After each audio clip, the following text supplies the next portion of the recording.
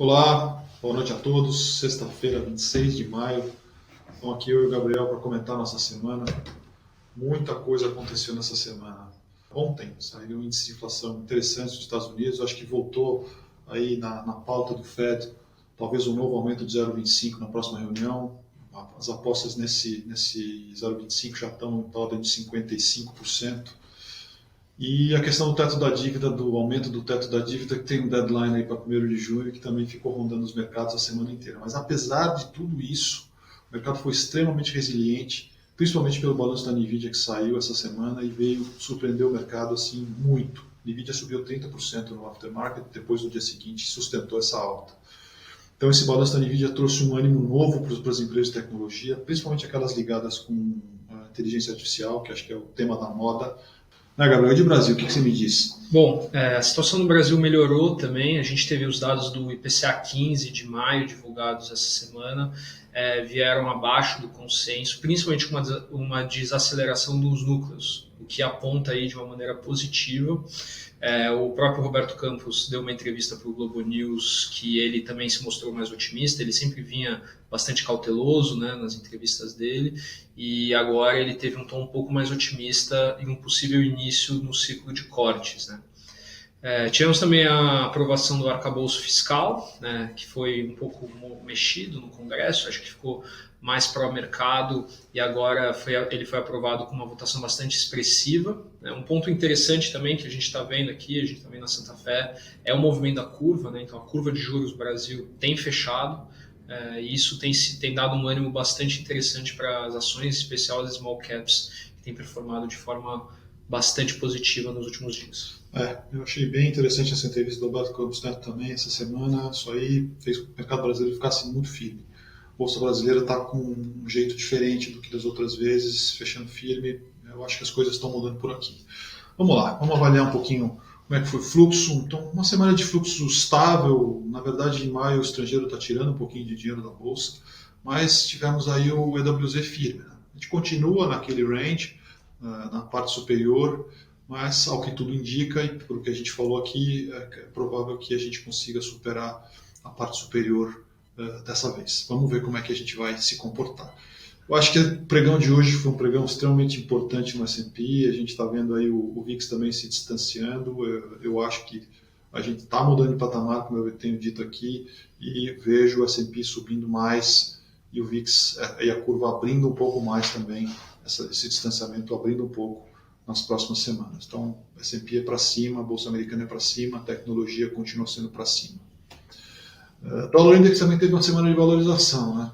Interessante, hoje o pregão foi um pregão de mais ou menos um descanso do Dólar Index no 104,20. Acho que ainda tem espaço para um 105, entre 105 e 106, mas já tivemos um belo movimento lá desde que a gente chamou para esse fundo duplo no 101. Então, o Dólar Index corrigiu bem. Acho que isso aqui é em parte por conta da correção da curva de curto prazo lá. O mercado vinha trabalhando com uma possibilidade de queda no juro esse ano e isso está diminuindo na medida em que os números de inflação estão saindo e estão apontando para um Fed mais resiliente, talvez até aumentando o juro na próxima reunião e segurando o juro nesses níveis por mais tempo. Então, essa mudança de perspectiva do mercado, de que talvez o Fed não derrube juros esse ano, está fazendo tudo isso mudar. E apesar disso, o mercado de empresas de tecnologia segue firme. Então, a Bolsa Americana realmente surpreendendo. Eu acho que o Brasil aqui, em parte pelo que o Gabriel falou, da curva está fechando, e sempre que a curva fecha, nos outros movimentos a gente viu o real se apreciando. Então, o real está um pouco diferente do DXY. A gente vê que o movimento direcional ele foi mais ou menos o mesmo. A gente teve uma apreciação do dólar em relação ao real aí do 4,90 até os 5,70, 5,60 que bateu ontem e hoje, mas ele voltou a fechar mais fraco. Eu acho que em parte por conta da questão do fechamento da curva e dessa perspectiva aí de que de repente o Banco Central pode começar o ciclo de queda mais rápido do que o mercado está imaginando. E também por um bom humor que a gente está vendo aqui no mercado de ações. Então, esse foi o mercado do dólar aqui. Talvez a gente não tenha muito espaço aí mais para a recuperação do dólar e de repente a gente possa até ver o dólar voltando a cair aqui no Brasil. Mas eles andam meio juntos, então DXY e dólar devem se sustentar sem grandes movimentos nas próximas semanas. É o que a gente acredita.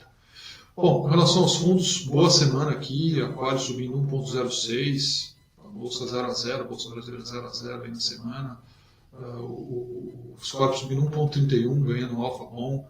E lá fora, o grande destaque para a tecnologia, com o Nasdaq subindo 2,5, o S&P subindo 0,3 e o Dow Jones caindo. O WZ também aí, mais ou menos no 0 a 0, mas acredito eu que a perspectiva é boa para a semana que vem. E do RED, o que você me diz, Gabriel? Bom, o RED ele sofreu, né? A terça-feira foi um dia bastante complicado, com a questão do teto da dívida nos Estados Unidos, o mercado como um todo sofreu, e o agro, por ter empresas um pouco menos líquidas em sua carteira, acredito que sofreu um pouco mais. Acho que o destaque positivo foi que nós aqui começamos a analisar um pouco mais o ativo do boi gordo. O boi sofreu muito, ele acompanhou a queda das commodities em geral, mas aí chegou num patamar que a margem do pecuarista hoje ela é negativa. Então hoje não vale a pena mais você ter gado. E a gente tem que continuar comendo, né? Então nós aqui enxergamos aí que o boi deve corrigir, ele deve ter um movimento de alta. Nós estamos se posicionando para buscar isso aí de uma forma aí no nosso fundo agro e no Aquários também. As perspectivas positivas aí, as empresas têm reportado bem. Estamos bastante otimistas. Bom, acho que é isso aí, gente. Nossos destaques em termos de ações, do lado positivo, o BTG. BTG vem sendo destaque já há algumas semanas. Acho que é o grande destaque de maio, a recuperação das ações do BTG. E Mills também despontando agora, uma empresa que a gente vem apostando nela já faz algum tempo e agora está começando a seguir uma trajetória melhor. E Santos Brasil, que essa velha conhecida nossa, está entregando bem também no mês de maio. Do lado negativo, commodities. Eu acho que PetroRio em cima de petróleo, Vale em cima de minério também, que salvo o dia de hoje, que o minério se valorizou, a gente tem um minério caindo nas últimas semanas. E Irani, acho que Irani veio com mais ou menos flat. Então, como foi uma semana de valorização para praticamente todas as nossas ações, Irani veio aqui na esteira dos destaques negativos, mas sem grande importância. Eu acho que é isso, gente. Semana boa, semana interessante, fundos subiram, ganhamos alfa e a perspectiva é boa. Então fica aqui meu abraço, né, Gabriel? Um abraço a todos, um bom final de semana. Semana que vem a gente volta.